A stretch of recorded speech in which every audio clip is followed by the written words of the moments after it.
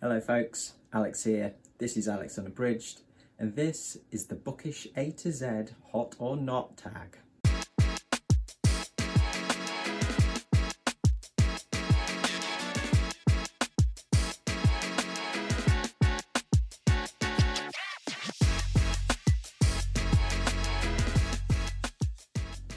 So welcome back to the channel if that is the case. Yes, a little tag video for you today for Tag Tuesday.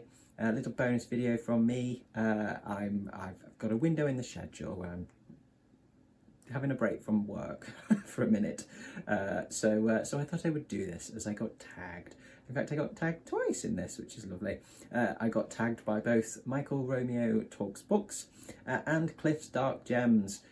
So I will leave links in the description to those two gents' videos. Thank you very much for tagging me. This looks like a really good fun tag. This was created by Greg at Another Bibliophile Reads. And it is literally an A to Z of bookish things where we need to say whether we think they're hot or not. And the rules of engagement for this, from what Greg says, you need to be try and be fast and on topic. I'll try my hardest. There can be exceptions, and it depends kind of explanations, but go for the gut reaction to the prompt in general and pick either hot or not. So I will attempt to do that. I am very much, I do equivocate quite a lot on things, or I do tend to do a lot of it depends. So I will try and pick a damn position where I possibly can. So let's crack straight into this then. So there are 26 prompts for the 26 letters of the alphabet. So A is for audiobooks. Hot, absolutely. If it wasn't for audiobooks and finding audiobooks in 2020, I wouldn't be anywhere near as into my books as I am now. They properly got me into to reading, listening, consuming books and stories. Okay, B is for Bildungsroman, which is dealing with a person's formative years or spiritual education. I'm going to go hot with this because generally, certainly if it's horror or LGBTQ fiction, especially YA stuff, things like that, I really do like sort of the coming of age story, if you like, or, you know, dealing with that kind of coming of age, formative years, etc., finding oneself.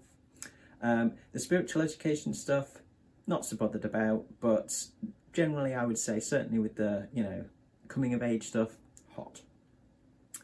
C is for children's books. It's another hot. I obviously loved them when I was a kid, and I've been going back through my children's books, and, you know, sort of looking back at them and remembering how wonderful some of them were. And I'm going to try and reread some of my favourites soon as well. But I have to say, I have enjoyed discovering new children's books, you know, great new children's books, modern children's books, while shopping for my nieces. I have a couple of nieces, and as they've grown up, it's been really good looking at all of the stuff that I can buy for them because they love their reading. And there's some cracking stuff out there. So yes, children's books are hot. Okay, D is for digital. It's another hot. I got a Kindle around my birthday in April this year, and I love it. It's so cheap for books, so it saves me a ton of money, and it means I can buy and access so much more on it. It means, you know, I can also access stuff that I maybe wouldn't be able to get in physical form. And I also like digital comics, which I do read on my iPad rather than the Kindle, obviously because I want the colour. I want the colour artwork. But again, they are so much cheaper than the physical editions, as much as I love physical editions of comics, and the way they feel in your hand, and the sizing of them as well. It's, you know, in terms of being able to access stuff and actually read it and see the artwork and get the story, I just can't afford to get through that many physical copies. So digital comics for me have been brilliant. Okay, E is for experimental. This is one where I'm gonna go lukewarm. I am going to equivocate on this because this is very hit and miss for me. I like the general idea. The general idea of experimenting in any art form is hot. And when it works, you can get some absolutely incredible original pieces of work. But I've also read quite a lot of experimental stuff which I felt that just didn't work, that I found just too weird. And I like weird stuff. Or on the worst occasions, stuff that just comes off as kind of a bit pretentious. So it's very hit and miss for me. I think I think the general idea of experimenting in art, writing, whatever it is, hot. But yeah, it can sometimes end up being quite cool. Well, you know, if it doesn't hit its mark. Okay, F is for fantasy. This is a not. There are exceptions to this rule, if you like, in terms of I've read some cozy fantasy, or some fantasy that's very comedy led, which I've enjoyed. Magic realism, which does kind of fit into the fantasy subgenres, if you like. I do like magic realism, and if fantasy crosses into my sci-fi or horror, then yeah, I'm okay with that. But I'm going on a not for this in terms of when you say fantasy to me, I immediately still think high fantasy. I still think Tolkien, I still think Brandon Sanderson, I think George R.R. Martin, Game of Thrones, that kind of stuff, basically. And that's just it's not for me. It's just not for me. It's not a genre I've found anything particularly in that has inspired me. So, and I'm not that bothered about trying to add it into my, kind of the list of things that I read. So yeah, so it's a not from me. Okay, G is for graphic novel. Hot. Some of my favourite books are graphic novels. I love a good graphic novel. And there are some such interesting things you can do with graphic novels as well. It's particularly some of the independent stuff that's come out in recent years. I've thought was absolutely brilliant. Most of the ones that I've read this year have been 5-star reads. They are a format that I absolutely love. H is for horror. Hot, the hottest of all the hot things. Yeah, anybody who has watched the channel a bit will know that horror is my absolute favourite genre. Kind of always has been, I think probably always will be. So yes, an absolute hot for me, without a doubt. I is for inspirational. I assume that we're talking about kind of self-help type things, yeah, not for me. No issue with it, just not interested particularly. That's just not my cup of tea. Not interested in reading it. J is for journalism. Also a not from me. I appreciate good journalism in the press, absolutely. Particularly because it appears to be harder to find over the last few years. But I'm not particularly interested in reading books about journalism or featuring kind of journalistic research, etc. I've read a few over the years, and they were decent, but it's never going to be the sort of book that I go for naturally. It's not something that will draw me to something. So yeah, it's just not what I want to spend my time reading, basically. So yeah, it's a not. K is for kitsch. So has a popular or sentimental appeal. This is a not, if it's sentimental. But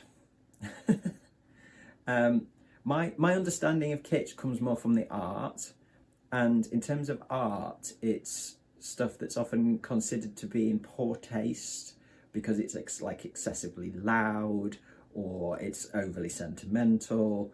But it's, for me, it's often appreciated in kind of an ironic way, a knowing way. And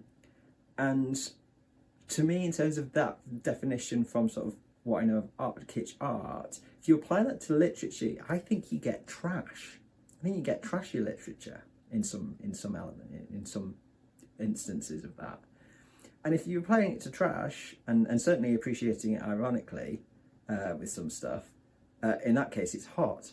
So I think that one depends on the definition, but certainly in terms of what Greg's going for, I think with this, in terms of, you know, sort of popularist or sentimental appeal, not. Okay, L is for library. Hot. I recently started using my local library more, and it's brilliant. It's absolutely just a fantastic resource with fantastic staff. And now you've got, you know, your actual physical library, and, you know, mine will get me books from anywhere in my county. You know, so if it's not in my local library, which is quite small, I can easily get hold of it from one of the other libraries, and the access to the digital collections that they've got, the digital services, where you can get audiobooks and ebooks and magazines and periodicals and all that kind of stuff. That libraries are amazing, and we need to use them so that we don't lose them. Okay, M is for mystery. Hot. I don't read many mysteries like Agatha Christie and stuff like that. I've read a couple of bits and pieces over the years, but I don't read that kind of mystery particularly. But I'm saying hot because I like things that are mysterious or have an element of mystery into them. When it crosses into horror or sci-fi, and it's kind of a genre mashup, I really like mystery. You know, if something is mysterious in its plot, that will hook me in, absolutely. So yeah, mystery is hot. N is for non-fiction. This is a not at the moment. I do like very specific sorts of non-fiction. My tastes are quite narrow in non-fiction, but I do really like anything to do with landscape, outdoors, mountains, all that kind of stuff. That's hot. But generally I don't read that much non-fiction these days. Since I've found the joy of fiction, which I never used to really read much of at all, I've kind of devoted all of my time to fiction. I just love fiction. I love the escapism of fiction. But I go through phases with things, you know, so non-fiction and a love of non-fiction will probably come back around again at some point and end up being hot again. But at the moment, it's a not. Okay, O is for Omnibus. So that's, as I understand it, you know, several books in one volume. And that is hot. It's more bang for your buck, isn't it? I've got a lovely omnibus of some Philip K. Dick novels downstairs, and I've got a couple of others which just kind of combine various different books, sometimes by different authors. So would that be an anthology? Similarly so, hot, still hot. But yeah, do you know what I would really love, and I've never been able to afford them, is the comics omnibus. I would love a few choice omnis of some of my favourite series, like Scott Snyder's Batman run. I would love the omnis for that, even though they're quite difficult to read because they're huge, but I do really like them. The big artwork and like everything together, you know, full arcs, full runs of stuff. I would like some comics omnis at some stage. Okay, P is for poetry. This is a not for me. This is kind of a definite not for me. I found a couple of poets or poems over the years that I do really like, but I like them as spoken word pieces, performances, more than I like them to read. But in terms of what you'd sort of think of as, I guess, traditional stuff, certainly going back to like Shakespeare's sonnets or sort of the First World War poets, that kind of stuff, love poems, things like that. No, not a fan. Just not for me at all. Q is for quests. So when the protagonist goes on a physical quest or a spiritual quest, hot. I love a good quest. If a book kind of looks like it's got a kind of a quest storyline in it, it probably doesn't matter what the genre is, I'll probably go for it. Certainly a physical quest anyway. I mean, my favourite all-time book is The Passage, and that has a fantastic quest in it. And despite me not really liking fantasy, I can't deny that the quest of the Fellowship and the Hobbits in Lord of the Rings is brilliant. I love it. So yeah, a good quest absolutely draws me in. So it's hot. R is for romance. If it's hot and spicy, then it's hot. If it's more on the sort of sweet side, certainly if it's getting towards the twee, then not. But I've read a few romances this year, and generally I've enjoyed them. So we'll go with hot. There's not been enough that I've kind of gone ugh with to make me give it a not. S is for science fiction or hot. This is the new hottest thing for me at the moment, getting hotter by the day. I've only discovered my love of it recently, but I think it's gonna be up there. When I get into it, I suspect that it will be up there with horror as a favourite genre. I'm a little obsessed at the moment with reading as much science fiction as I can get my hands on. And I'll be doing a big project next year, kind of continuing my education in science fiction. Okay, T is for translation. So books translated from one language to another. Hot. Just think of all the books we'd miss out on experiencing if things weren't translated. It allows access for so many more people to read authors' work. And yeah, so absolutely hot. Okay, U is for Übermensch. The Superman or the extraordinary human, characters who can do everything. Not. The only examples I guess I'm really familiar with probably come from comics. We do have some more kind of archetypes and you know, sort of some good examples, I think, of the Übermensch. Generally, the idea of a character that can do anything. No, I'm just not. It just doesn't interest me. I don't find the character and the character arcs particularly interesting, from what I've read anyway. V is for Victorian, so literature from 1837 to 1901. Not. I have read a few things of that period, and I haven't got on with it very well, generally speaking. Though I think my view of Victorian literature is warming slightly, albeit very slowly. I just need to find the right things. So some classics, some Gothic horror, or some early science fiction, things like that. Yeah, I can get on with. But generally, when you're talking like Dickens, stuff like that, no, it's not for me. Or it hasn't been for me so far. So let's say not yet.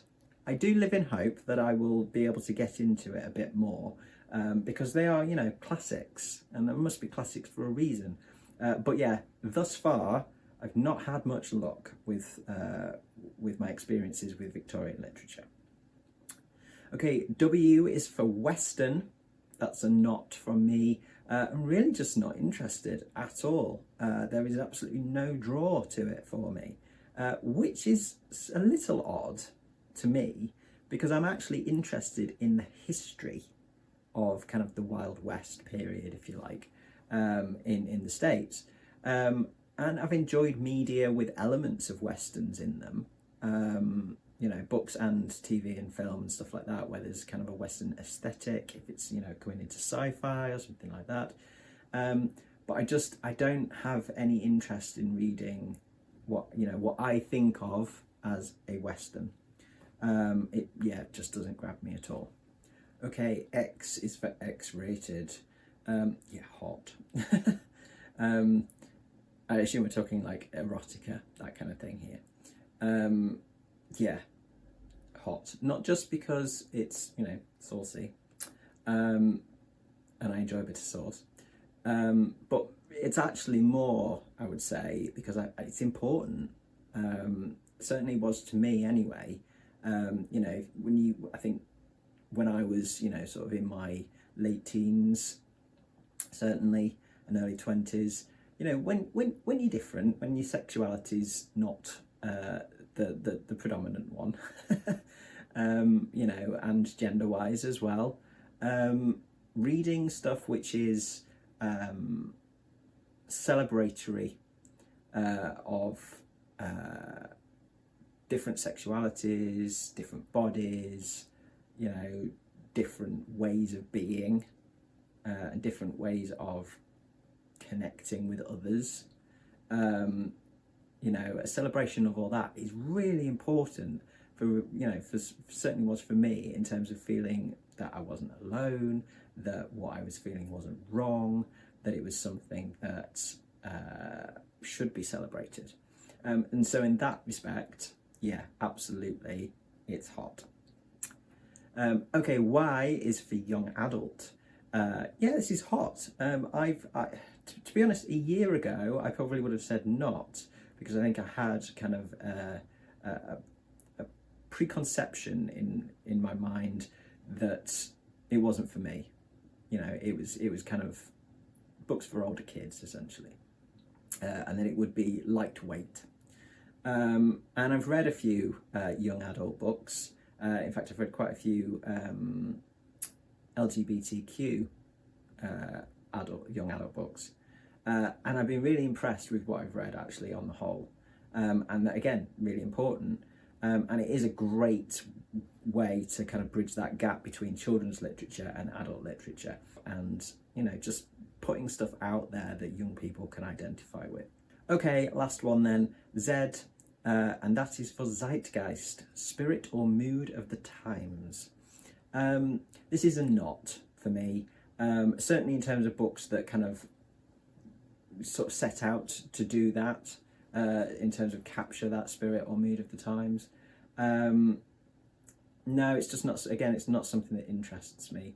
As I say, I haven't read a huge amount of stuff that would necessarily fit into zeitgeist, but that's largely because I'm not that bothered, to be honest. If something does that, if a book that I picked up for another reason manages to effectively capture that spirit or mood of the times, that's great. But I'm not going to go looking for it. So that's a not. So there we go. Those are my hots and nots for Greg's fabulous list. So this is a great fun tag. So I'm going to tag 4 people. I'm not going to do 26 like Greg did, but I will tag 4 people to see if they want to do this tag. So I will tag, first up, Beyond the Blurb. This is a relatively new channel, I believe. This is a lovely couple of fellow Brits, and I thought this might be quite a nice tag for you guys to do, so we can learn a bit more about what you think about these various genres and concepts and all that kind of stuff within books. I'm also going to tag Priscilla over at Evening Reader. I think this would be an interesting one to get your take on, Priscilla. And I'm going to tag Debs at Raina Reads Stuff. Debs reads loads of different stuff, so I'll be interested to see if there's any knots in here. And I will chuck this one over to my good buddy Troy Tradup as well, to see if he fancies doing this, if he finds himself with a little bit of free time. So that is it then from me today with the Bookish A to Z hot or not tag. Thanks very much for watching, folks. As always, do let me know your responses in the comments down below. If you enjoyed this video, please do consider giving me a like and subscribing for more content coming very soon. But from me, for now, that's ta-ra.